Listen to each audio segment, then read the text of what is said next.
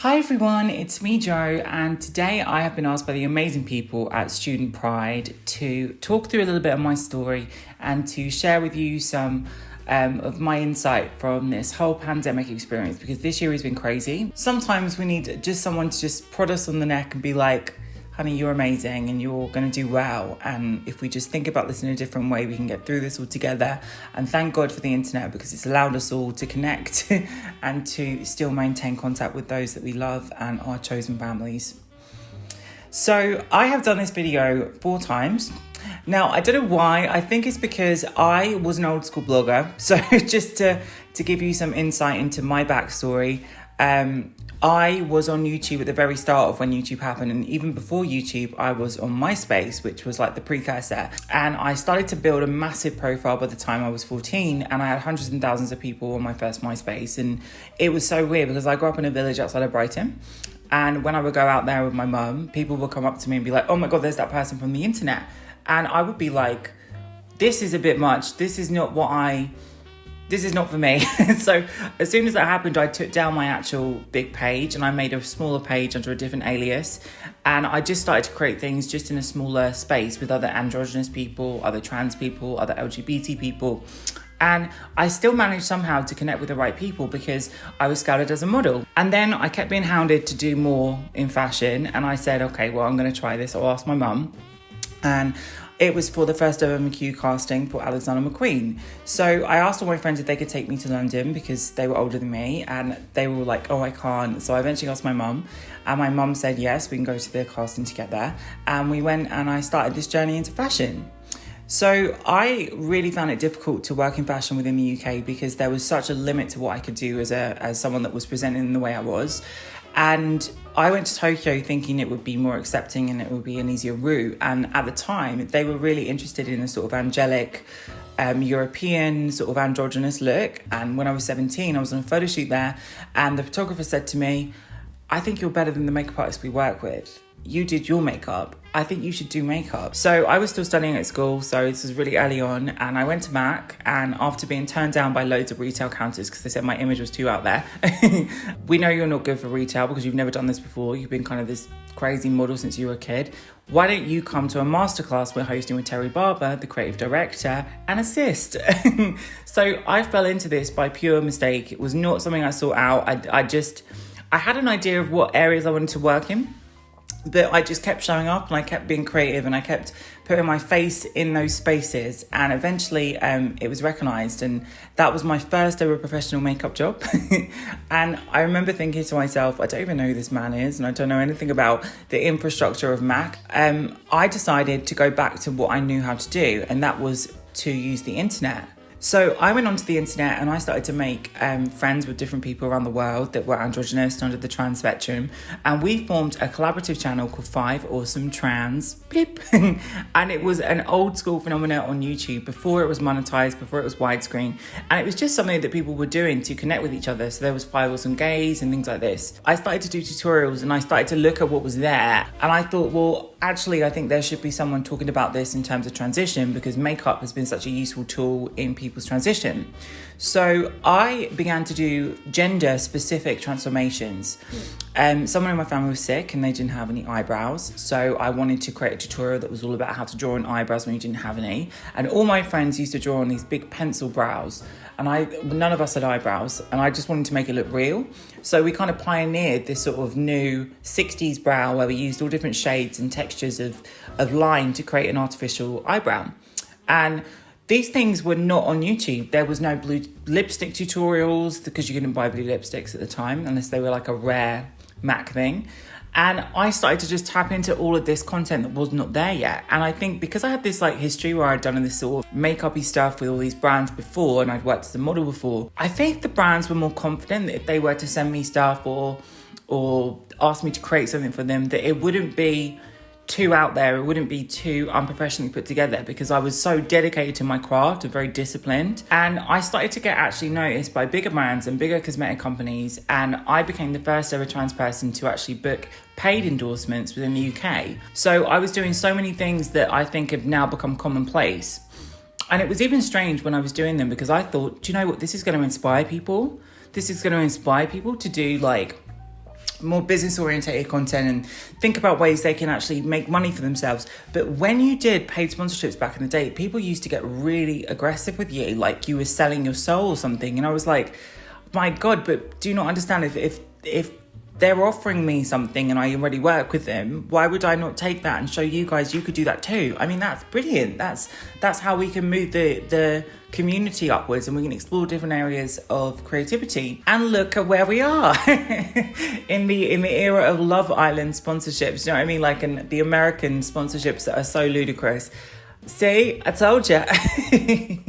So I kept on going and I kept on doing content, and I became very viral for doing the Miley Cyrus transformation, and I became fondly known as the Queen of Transformations, which was very flattering. And it went to over 70 news outlets around the world, from Brazil to Czechoslovakia, mainstream news.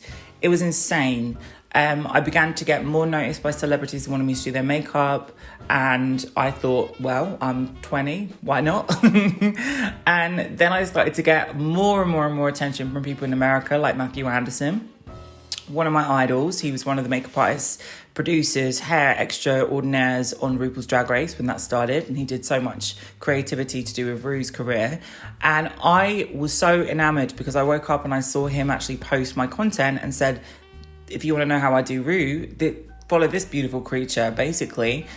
And it was just from there, all the Drag Race queens wanted me to do their makeup. And I started to be sort of recognised for making them look like a more softer, more refined editorial version of themselves.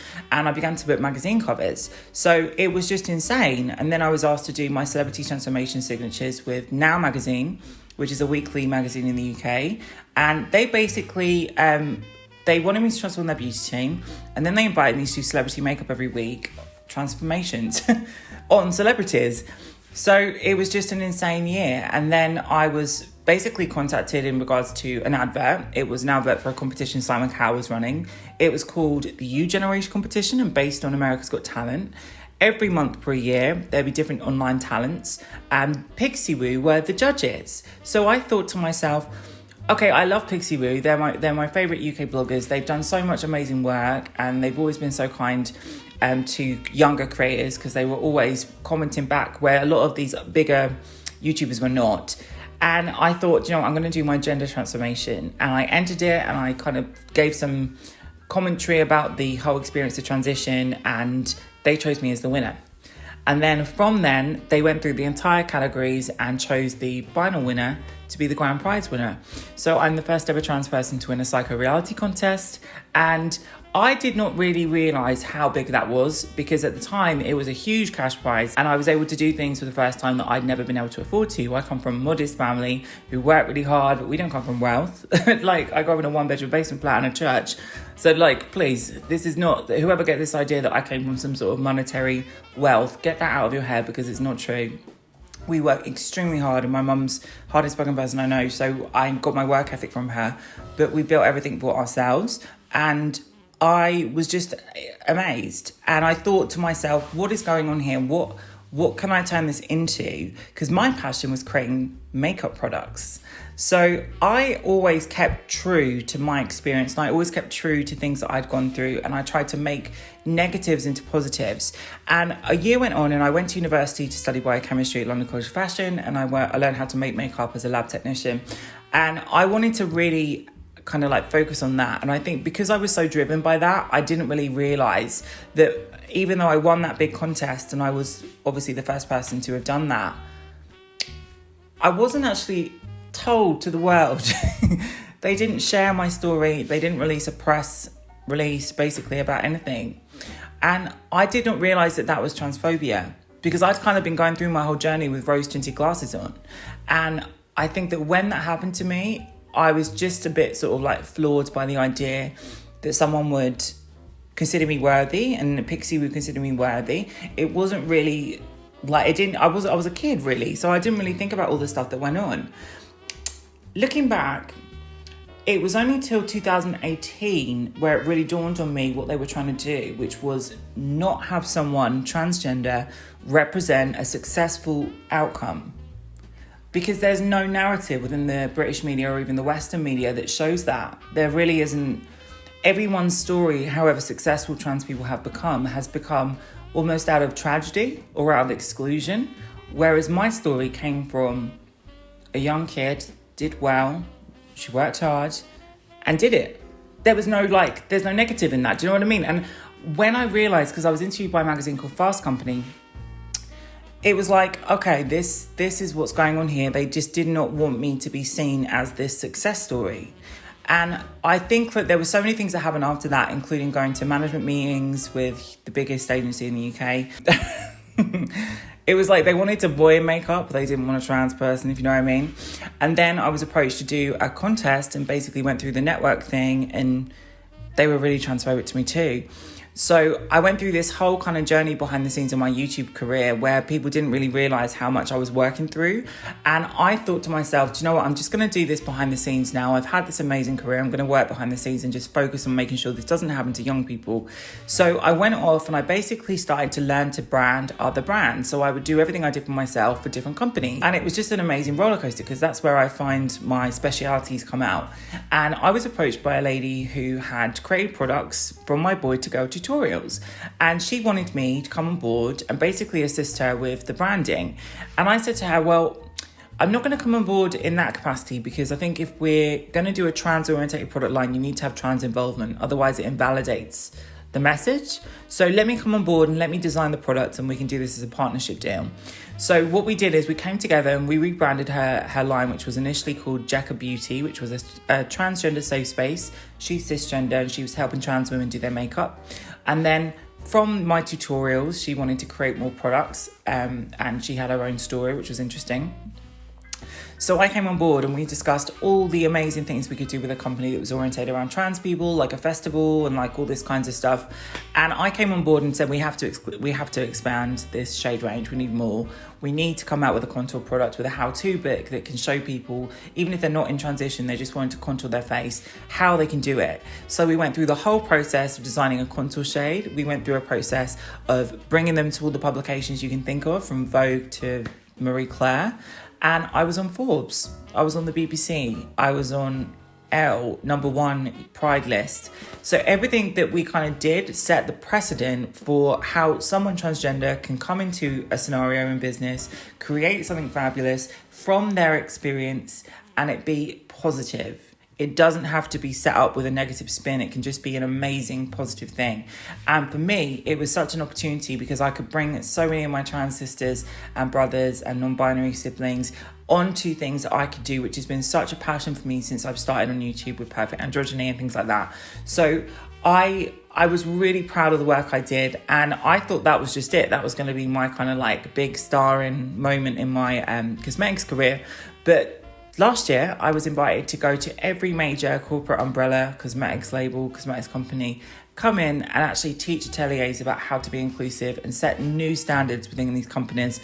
I was so fortunate to do this, and 7 weeks ago, I was approached by Estee Lauder, who are the owner company of MAC, and I was invited to share my story within the company. And my whole video went to everyone in the company.